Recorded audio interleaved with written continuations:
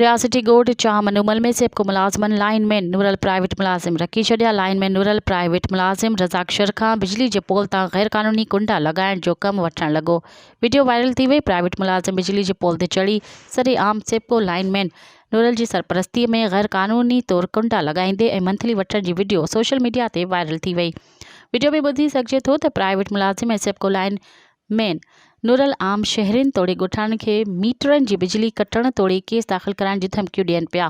Video में UC चाह जो वाइस चेयरमैन अज़ीज़ुल्ला चौहान खे पिणु ॿुधी सघिजे थो त जेको चई रहियो आहे त सेबको लाइनमैन नूरल प्राइवेट मुलाज़िमनि ज़रिए हर महीने गैर क़ानूनी तौर ॾिनल गैर क़ानूनी कनेक्शन ऐं बोगस मीटरनि ज़रिए लखे रुपया उगाड़े करे थो, जॾहिं त मीटरनि वारनि ॻोठाणनि मथां नाजाइज़ डिडक्शन हणी बोगस मीटर हटाइण ते मजबूर कनि था।